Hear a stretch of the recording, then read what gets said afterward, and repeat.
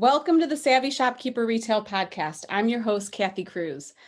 We are continuing with the Shopkeeper Stories series. This is a regular, I guess I can say now it's a regular feature of the podcast where I interview shopkeepers in the Savvy community. And many of you have told me that listening to other people's stories, it's inspirational, and I get it. I also know firsthand how helpful it is to learn from other independent retail business owners. So I'm hoping to record this series definitely annually, maybe a little more frequently, just because I see how much everyone appreciates it. So we're back with the second interview of this series, and I have Bren Strickland. Did I say that correctly? Yes. Okay, that's first. And her business is Plantstay. And Bren, thank you so much for being here. I want to say too, we just kind of covered this before I press record, but Bren is actually a newer member of Master Shopkeepers, and all of the other three shopkeepers that I'm interviewing, I know them fairly well. I've had conversations with them. We've been on group calls. But Bren is new enough that I don't know a ton about her. So I told her before we started recording, I have a million questions, but I held off from asking just because I want to, I want it to be really natural during this conversation. So I'm going to be learning a lot about Bren as everyone else learns about Bren. So Bren, if you want, let's start off just by talking about your store first. Just what kind of store is it? Where are you located? All that good stuff. Sure. The shop is Plantstay. We're in Gainesville, Florida, which is north central Florida, about an hour and a half north of Orlando. It's an indoor houseplant shop. So we have 1,000 square feet, and it is houseplants, planters, plant accessories, plant lady things. So everything related to houseplants. Okay. And you said Florida, right? We were just talking about that too, because right now you're on a plant shopping trip, plant Yep. buying trip, I guess, in Yeah, Miami. South Florida right now, Miami Homestead area, looking for new plants. Nice. So normally the first question that I ask, and I'm really curious because I don't know much of your backstory. So tell me a little bit about your journey. Like what did you do before you owned a store, or is this the first kind of endeavor into entrepreneurship?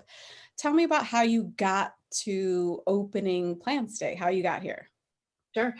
So my background is marketing and business development. So I've done that just, working for different companies of different sizes. I worked for Tropicana Products, which is a division of PepsiCo. So super, large company. But my sweet spot was kind of working for smaller growing companies and, doing that marketing for them. So for the last 7 years before Plantstay, I worked for, a wonderful company here, a landscape company. Was there for 7 years and, grew that team from 13 to when I left, there was, 60 team members. So that's, some substantial growth.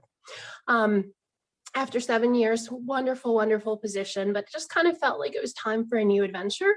And after that journey, just couldn't really picture working for someone else again. So decided to try, something on my own. We started out doing pop-up shops, and plants were already popular before the pandemic. The pandemic made that explode. So it really sped up our timeline for being able to open. And so we opened our shop in September of last year during the pandemic. Okay. And what about like family life? Tell me a little bit about that, because people are always curious, like, are you juggling like 5 kids, 2 kids? What's your situation there? So we're a blended family. Me and my husband, we each have 3 kids. So we're a blended family of 6. Our kids are older. So the youngest of them is 16, almost 17, and the oldest is 25. And we have 2 grandkids now too.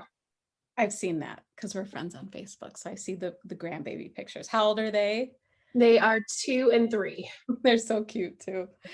So you actually have I know you don't know this because you haven't heard Miriam's episode, but you have a really similar story to Miriam. She also has a marketing background. She has a blended family. multiple kids in their family, the same kind of similar ages. Is that the chocolate What's that? chocolate shop? Yeah. Okay. Yeah. Coco Jolie in New Jersey. But a couple things I want to go back to. So how many total years did you spend in that other career in the marketing field? Oh my goodness. So I've been doing marketing since high school. When I was in high school, most people don't know this, but you can compete in high school for publicity design for theater. So I had a state championship in that in high school. So I discovered super early on what I wanted to do, was passionate about, and pretty good at. And then I asked this of Miriam too, like how much of that marketing experience it has been really probably helpful for your business now. It's been tremendous, just kind of knowing everything from choosing the company name. Like I knew from the beginning that making sure we could own that on all the platforms, that if anyone across the country searches for the word Plantstay, we are what's going to come up. So yeah, I think that's incredibly helpful. Yeah, and that's such a good tip. I recently asked that. I think it was in the Shopkeepers lab. I did a kind of an open-ended question poll about whose username is the same across the board and whose is different. And it really does make a difference because if people are searching for you, especially on Instagram, if people are searching for you and your business name, for instance, starts with shop or something else, you may not necessarily come up if they're trying to find Right. you. And sometimes it does. A lot of companies have to add like the city name at the end or something, and that makes it especially tricky because I don't know where you're located to Right. find you. Yeah, that's so true. I think oftentimes we just think locally, but there are people who follow our store across the world, all over the place. And then the other question I wanted to ask is about pop-ups, because I'm sure there are people listening who think like, how did you even get started in that? Do you have any tips or experience there that you can share? And of course, market events and hopefully pop-ups and all of that will really start to kick off again later this year, or maybe sooner than later this year. So what tips do you have around that for someone who wants to dip their toe in the water? Sure. So the first pop-up that we were actually scheduled to do, it was like a little local fair, and it was April something of last year. So right when the pandemic, hit, the events all got canceled. So we wound up with like a large amount of inventory in plants that were like, okay, what do we do with this now? So it was in June of last year. We actually did our first pop-up in my garage. Like it was this super thundery, rainy, horrible day, and we sold out of plants in my garage.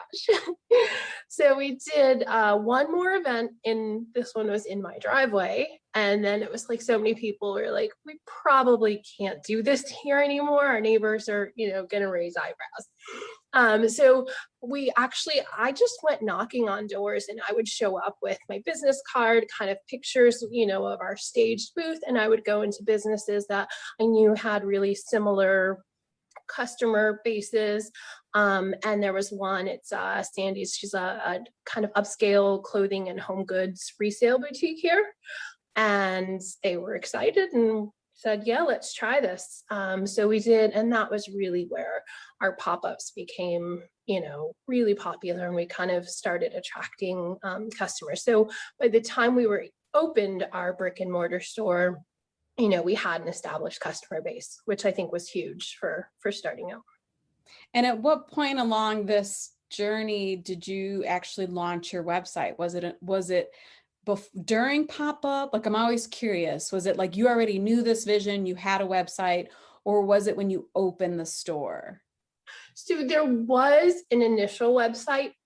So I mean, we secured all of that before because we had our business cards done and all that stuff by the time of the first pop-up. And the website, it was there, but it was more of like a postcard type site.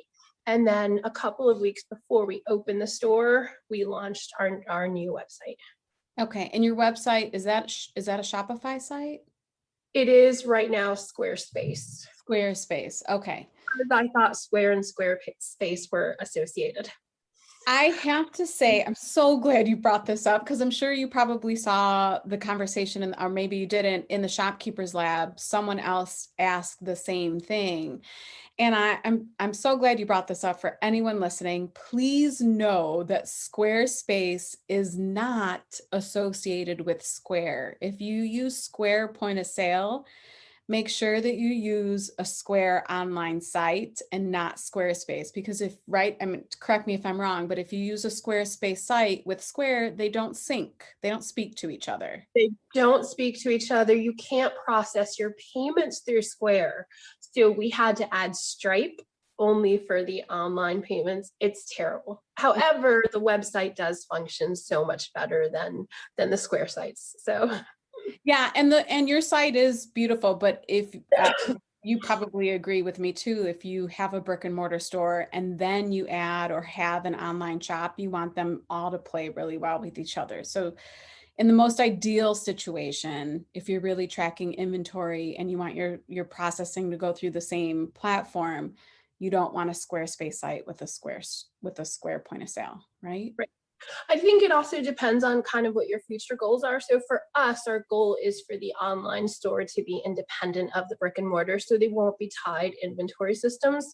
They'll be our, online inventory and in store. Oh, all right. This is going to be a really good conversation. I would love for you to expand on that, because there are so many shopkeepers who say that they want it all their inventory managed in one place and they don't want separate inventory systems. I don't recommend it either, but I guess it just depends on the business and why you're doing that. So can you share a little bit about that? Sure. It's honestly to manage the inventory. So we turn over the plants in our shop weekly. So that's about, 20 to 30 cases of plants each week. So to manage that on the website, as far as, so when we restock, for example, on Friday mornings, by 1 p.m., we're sold out of some things in the shop. That's, so it's really tricky to be able to sell online if you're selling that quickly. So we want to maintain separate inventory, also some different plants that are available only on our website. So kind of, for reasons like that, to be able to focus. Also, people who are looking for shipping from a plant shop, like what they're looking for is a little bit different. So we just kind of want to customize those offerings to the different targets. So enlightening. I don't think I've ever had a conversation, but it totally makes sense. If you do have such quick and high turnover, that would be really hard to manage. I'm so glad you mentioned that. You just, kind of showed me a different perspective or a different reason why maybe you wouldn't want the two to sync. So it really does make sense for your business. Thank you. I appreciate that. And then I want to go back to when you said the pandemic really blew up the plant industry. Can you tell me a little bit about that and why do you think that is? Yeah. So my last industry was also landscaping. So also, very plant related. So everybody is suddenly home with, less things to do. So plants were already on an incredible upward trend before the pandemic hit. And then when it hit, all those people who were sort of already starting to really get into plants, focused on your home, make your home more enjoyable. It gave, plants really bring a lot into an indoor environment, just kind of a sense of calm, something to do, something to take care of. And, we're in Florida. I don't know if this was, in how many states, but nurseries were an essential business. So that's one of the things that never closed. So it just sort of, I don't know, was kind of all the right ingredients to make that really explode. Okay, no, it makes sense. I mean, it makes sense. It makes sense, especially if for those of us that are listening that have home decor stores or furniture stores, kind of the same thing. Everyone was home. I did it in my own home. I redecorated at least 3 rooms, nothing major, but things that I could DIY and things that I actually had time for. And it was really nice. I did not bring in a ton of plants because my sister and I always joke that our mom and you're Puerto Rican too? Is I it? am. Yeah, Mhm. that and we call our mom Mamita, that Mamita has the green thumb, but we do not. but I love plants. I actually have, and I've been meaning to show you the picture of this tree because I keep thinking like Bren will tell me how to take care of this tree. I don't know the name of the tree. It's sitting next to me in my office. It's beautiful, but it's like wild and I don't know how to tame it. But I'm surprised that this thing is still alive. But I get it. I get that so many of us wanted to make our homes feel like home, our houses feel like home since we were spending so much time in it.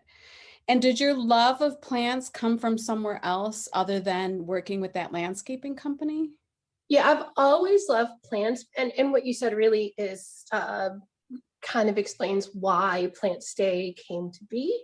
So it was, when I really got into plants, like I've always loved them. My mom was fantastic with plants, my grandmother, but I think that gene sort of skipped me. And so my way of taking care of plants was I'd go to my mom's house, there'd be a gorgeous plant, I'd take it home, I would bring it to like near the brink of death, and then take it back to her and get another one. So it's been like a journey of learning to care for plants, mostly by trial and error, killing a lot of plants to get really, good at it. I have 150 plants in my personal collection in my home. And so when I was really, we bought this new house a few years ago that had fantastic lighting, and that's where everything kind of really exploded. Like, I want every plant inside, but there was nowhere that I could go to ask the questions or learn about plants other than, the huge wide internet, which is super different if I'm looking for a plant to care for in my home in Florida versus someone in the state of Washington, so the advice and tips that you get is so broad. So starting Plantstay as a brick and mortar was really about providing a space where customers can come and learn about the plants, learn about the care tips, and we call them recovered plant murderers. There's a lot of us, and so that's sort of our sweet spot. So our staff, we call them plant parents, and they all have great knowledge on plants so that they can provide them. I love that. So you're saying there's hope. There's hope for me. There is. Now that kind of leads me, now my mind starts to race. Like, do you have resources on your website? Do you have a blog?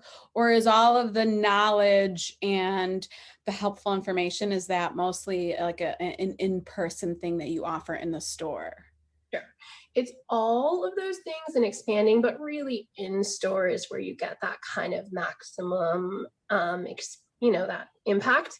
And we're really working to expand. I mean, we're 7 months old now, so still pretty new. So we're building up that, online resources. Reels is something that we want to kick off with some of that, knowledge in there. Yeah, I, for some reason, could really see you blowing up the internet with a blog or with video. I don't know why. I know why. It's because I see the way that you interact in the group. And it's funny because how long have you been in Master Shopkeepers? 2 or 3 months now? Mm-hmm. And your engagement and your questions, I was so curious about your background, and now it's all starting to make sense. But I could see you doing really well on an online platform in addition to the brick and mortar. I want to go back a little bit. When you were talking about pop-ups, you kept saying we. So I'm always curious about like family and family support and who took this journey with you and who either supported you, because there are so many times where we have significant others or family members, good friends sometimes, who like help us get those pop-up shops going and carry all the heavy things and do some of the work for us so that we aren't completely exhausted. Who was on that path with you? Sure. Primarily, my husband. My husband and I have worked together at different companies for years, for over a decade. So when we worked together at our last company, and I went to him, I was like, "Hey, I kind of want to leave here and start a plant shop."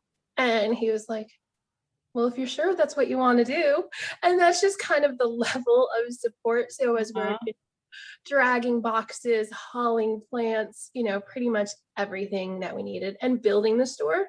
That was a fun journey. So it was a space that had been inhabited by a company for 20 something years, and they'd done no improvement. So we had to sort of take everything down. We signed our lease August 1st. and we opened September 3rd while working both full time that time. And my husband did 95% of the work. We brought in an electrician, and otherwise he did the work. So definitely my partner. Are you, that's incredible. I love that. Are you still working full time? No. So Okay. I stopped working full time a week before we opened the store. Okay. I was And then, yeah, then like giving you high fives. he left that company in December of last year and also started his own business. So Okay. wow. That's, is he also, does he also have a brick and mortar store, or is his an online business? Service based. Okay. And then, oh gosh, I just drew a blank. You said something and I lost it. Oh, well, I'll come back to it. And you, so, oh, I know what it was. You said you opened in August, and you literally opened in August, the year of the pandemic. Yeah, September, but yes. Okay. And when did you actually start to lease the space versus when you opened? We leased it 1 month before. Oh, wow. We built the store in 1 month. Yeah, you did the whole build out in a month, and you were both working full time. Correct. And I'm sure people that are listening, like, yeah, I did that too. I mean, there's so many of us that do that. The same. I was working full time when my sister and I were working on our build out and doing all of the things. But I think it's been so many years since then, I forget that I did that too. And I'm sure so many other people listening have done that. And it is, I'm sure you were exhausted. I'm sure your husband was exhausted. It shows the passion that we have for our businesses, right? Absolutely. So, the next thing I want to ask is, like I mentioned, you've been in Master Shopkeepers for a few months now. How did you find Savvy Shopkeeper? What made you join the group? Can you share a little bit about that? Absolutely. A lot of searching. I was seeking out a group like this. So in my last organization I was part of, we called it the leadership team. Just, it was a 5-member team that kind of helped steer and make decisions for the organization. And I've just always worked really well on a team. And, like self-employment is great, but we all need a place to have some accountability. And so that's really what I was looking for. Plus, it's really hard to brainstorm, find people to collaborate with locally when there's that sort of competitive element. So just seeking out more people who are sort of walking in the same journey, had, insights to share. And what have you found since you've been in the group? Like, what are some of your favorite parts, or what is your favorite part of being in the group? I would love to hear that. So I think, gosh, there's just so many, but really the resources, being able to sort of, ask a question about, hey, what are you guys finding that works for XYZ issues that I'm struggling with right now? And, getting those answers, or, hey, check out this, thing in the guides or in the lab, or, finding those resources.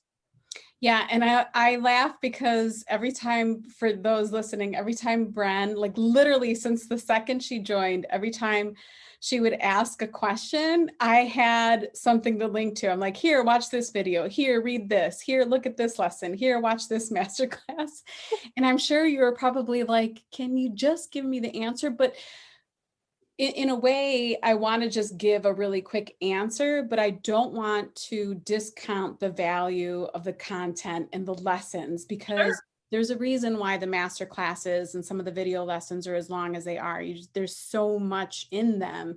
And there's so many times that I just can't answer a question in one, or sometimes there is, I can answer in 1 or 2 sentences. But it was like every question you asked, I was pointing you in a different direction. And I hope it didn't frustrate you. I meant to ask that. Like, I hope that didn't frustrate you. I hope you at least found that helpful. Yeah. And it's reassuring, because I can tell you have so much experience, and I can tell you're also like a bit of a lifelong learner. You're constantly learning. You always want to improve things. So I appreciated that you answered the questions, but hopefully I didn't frustrate you whenever I did that.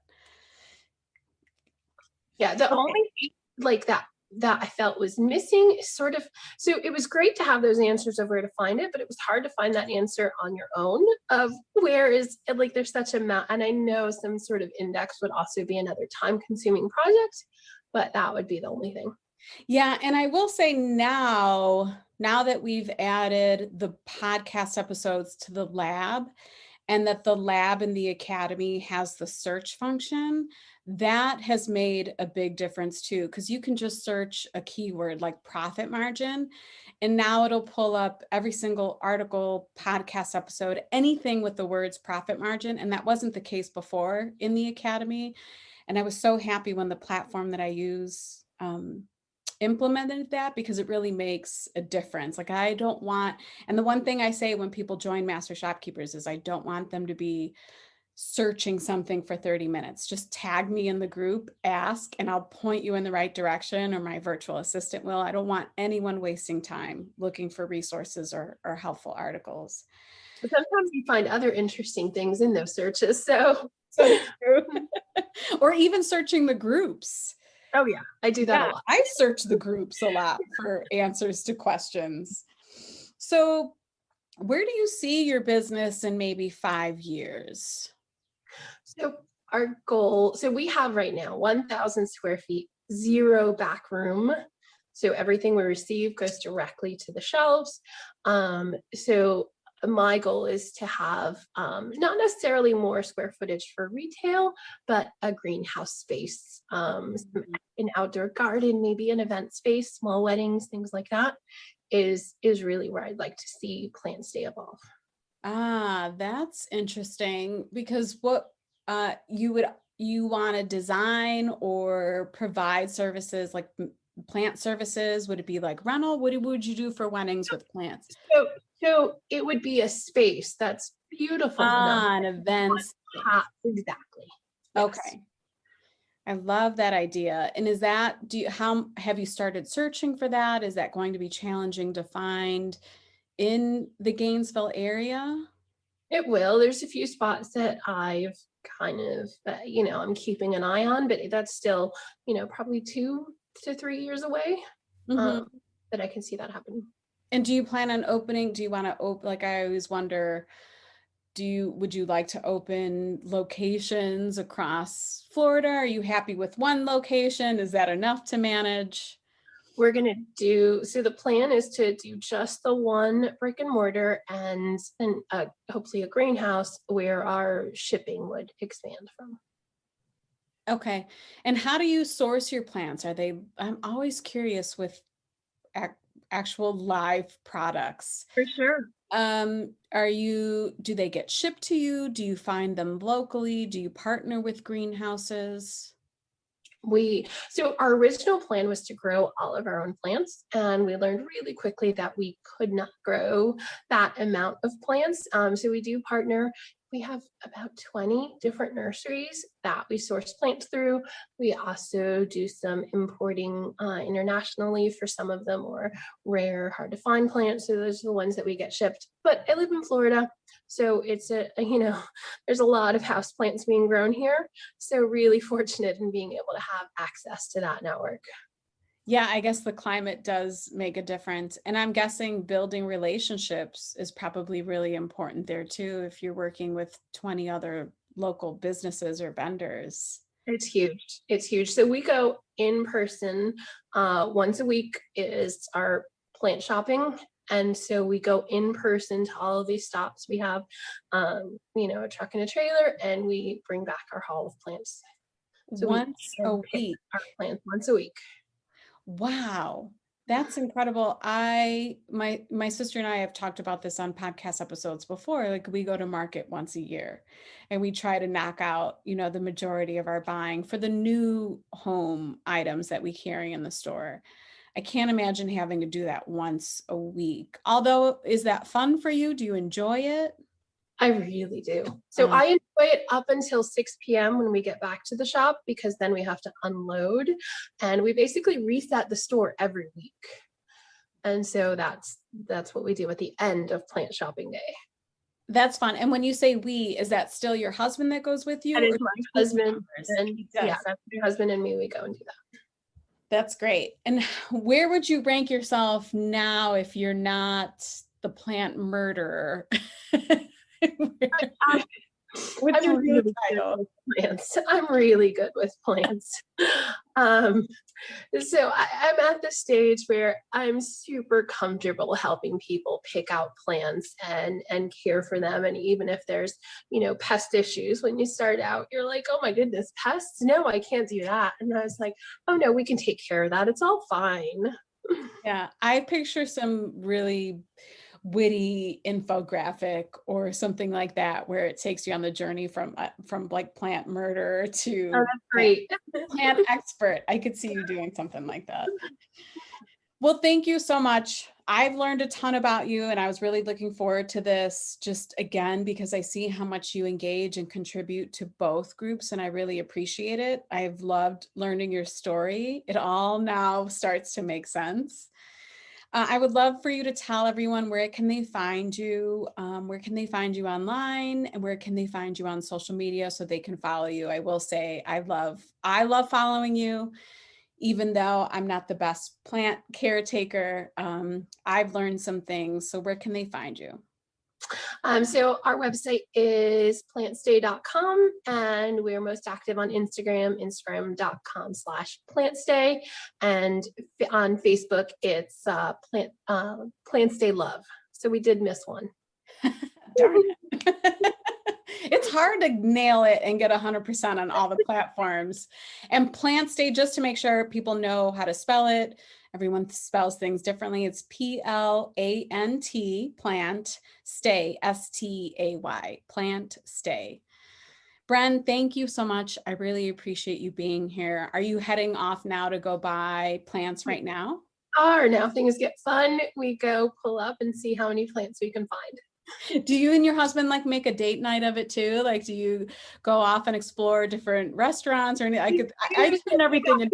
Yeah, we got here yesterday, and so last night we were in downtown Miami, just kind of looking around, exploring. So yeah, so we do get to make it fun too. Well, good. And what's your husband's name? Shout out to him for being so supportive and kind. Steve. Steve. Okay. Bren, thank you so much. I hope you have a great day. I hope you have a great buying trip, and I will see you in Master Shopkeepers. Thanks, Kathy. Bye. Bye.